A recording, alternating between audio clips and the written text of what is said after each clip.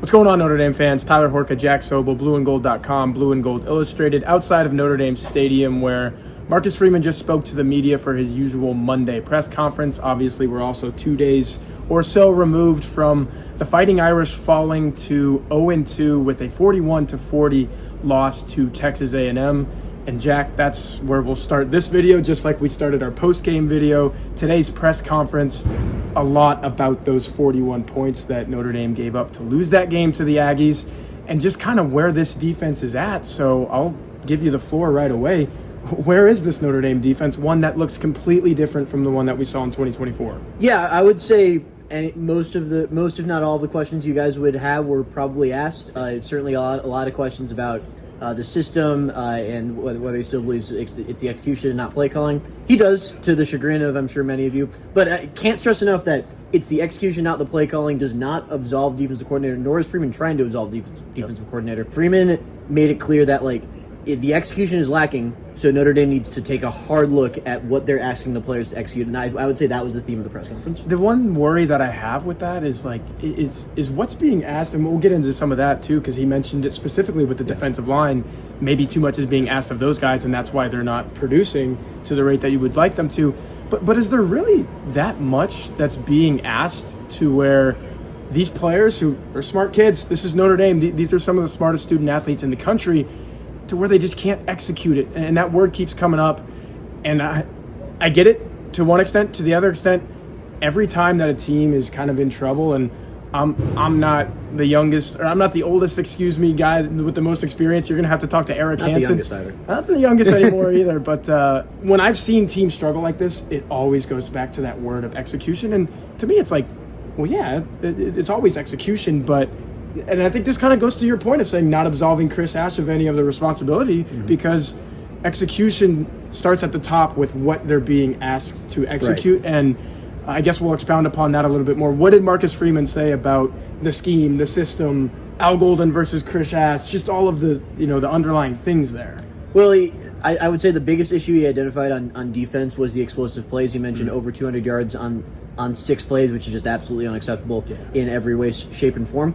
Freeman said that what they're doing is they're allowing bad plays to turn into worse plays. Take the first touchdown to Mario Craver, for example. It was a blown coverage by, I believe, Jalen Stroman was supposed to have him, and Stroman and Christian Gray missed the tackle, which turned a 40-yard gain into an 80-yard touchdown. That just can't happen if you're Notre Dame. That's what Marcus Freeman really harped on. As far as the system, I don't think Freeman really talked about any schematic changes that he wanted to make. He pretty much point blankly said, we're not going to change schematically. Yeah, they're not going to make wholesale changes, but he did say they need to take a hard look at, again, what they're asking the players to do.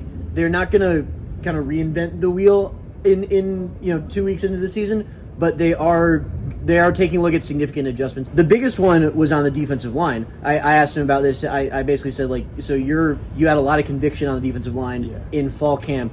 What were you seeing then that you're not seeing now? He basically said that Notre Dame is asking its defensive line to do too much, and that's causing them to not play as fast as they were in practice. He point blank said they're not playing with the velocity that they need to be playing with to make plays. And when Freeman says velocity, that means playing fast, playing aggressive, knowing what you're doing, so you don't need to think during the play. They're doing too much thinking up front right now, and Freeman said they've had discussions about that and how to fix it. I think we stood here last week after the Marcus Freeman press conference, and we kind of shouted out all of the Marcus Freeman isms that we heard. Yeah. We didn't necessarily hear this one today, but it is one that he still fundamentally believes in. Clarity equals velocity, right? And there's just no clarity on that side of the ball for Notre Dame right now. And he mentioned again, it's the secondary helping the defensive line. It's the defensive line helping the secondary. It does start up front. I mean, quite literally, when you see a football play, there's a line of scrimmage, and either you win that or you don't. And that kind of lays the foundation for everything that happens in the linebacker core, in the secondary, and you're not seeing enough winning up front from, quite frankly, Notre Dame players who should be winning up front. Marcus Freeman said, I love the talent.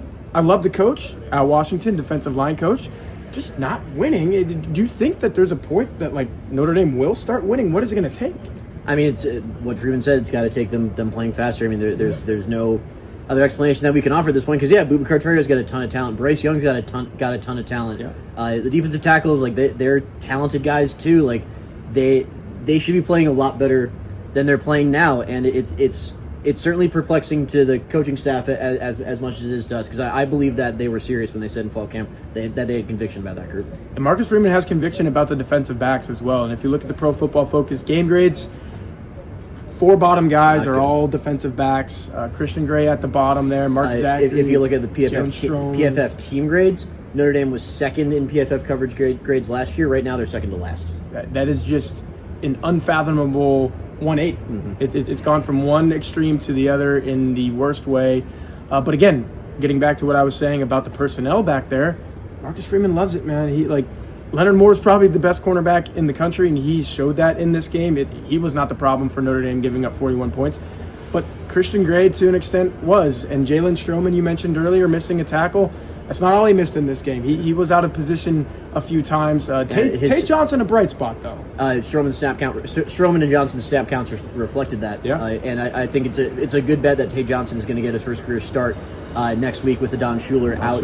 Remember, he had that targeting call in the second half. That gets him a suspension for the first half of the next game. So Tate Johnson is likely going to start there. And Freeman said he was really happy with Tate's performance. He had 50 plus snaps. That was his first real extensive action in his career. Something we should mention, you mentioned Leonard Moore. Leonard Moore is questionable for the next game with that ankle injury. He came back in, it looked fine, but he is on the injury report as questionable. Those things, man, when you roll it, the adrenaline, he got back out there, he played great. I guarantee you that hurt like heck on Sunday morning, and it's still hurting right now. So Moore is questionable. Noah Burnett, the kicker, he's got a right hip. Where have you heard that before? It's deja vu all over. Again, the kicker is questionable. Freeman said that it would be a competition between Eric Schmidt, the freshman, a very highly ranked freshman, I believe, out of Wisconsin, and Marcello Diamiti, who is the kickoff specialist right now. He's a junior. He came in as a walk-on. There aren't really walk-ons anymore, given that it's just everyone's a roster spot. But those two will battle during the week to be the kicker. And then Devontae Smith,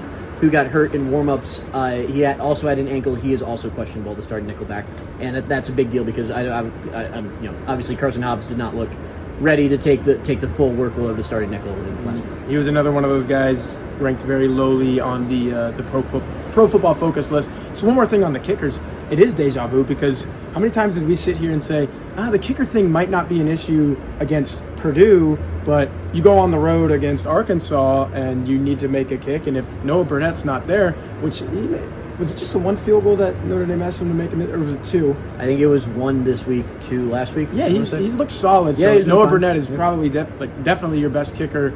So that's a situation. It doesn't sound serious, but again, last year we went through this with Mitch Jeter where it's like, when is he going to come back and be healthy? So that's not where you want to be with the kickers. That's really all on the injury front. We didn't spend much time in this video talking about offense. I'm just going to relay a couple quick points and then anything you want to add, Jack. Marcus Freeman loves C.J. Carr, and I think most Notre Dame fans love C.J. Carr. He said the sky is the limit for that guy. He really has no ceiling. He's going to be a really, really special player. Marcus Freeman loves the weapons that C.J. Carr is throwing to. He says we have a lot of them, and it's only going to get better as the season goes on. I think you're kind of seeing that with Jordan Faison. Jaden Greathouse finally got his first catch of the season, and then Malachi Fields is a straight-up dude. Notre Dame's got dudes on the offensive line as well, and Marcus Freeman really liked that the offensive line took a huge step from Miami to Texas A&M, played a lot better. Yeah, he said much, much, much better on the offensive line. It wasn't perfect, obviously. I think too many I don't think he was specific about this, but too many missed assignments in the run game, particularly in short yardage. He did identify short yardage as something that Notre Dame needs to improve upon. Sounds like that Wildcat's still going to be a thing. You saw the Wildcat, and Freeman straight up said, again, what we've been saying for the last 48 hours or so, that not having Riley Leonard is a problem for them in short yardage, and it's definitely a problem as long as they keep missing assignments like they have been in the first 2 games. But in pass protection, Freeman said he was really happy they were doing a better job of picking up stunts than they were doing in the Miami game. So good news on that front, but I think improvement is still needed among the front five. Improvement is needed all over for this football team because at the end of the day, it is a 0-2 football team, and that's what you're looking at here. Notre Dame trying to get its first victory of the season against Purdue right here at Notre Dame Stadium this coming Saturday. That's Jack Sobel. I'm Tyler Horka. We will be there with coverage from that, but until then, keep it tuned to this YouTube channel and definitely go to blueandgold.com for all of our written coverage. So we will see you guys between now and Saturday, and then definitely on Saturday.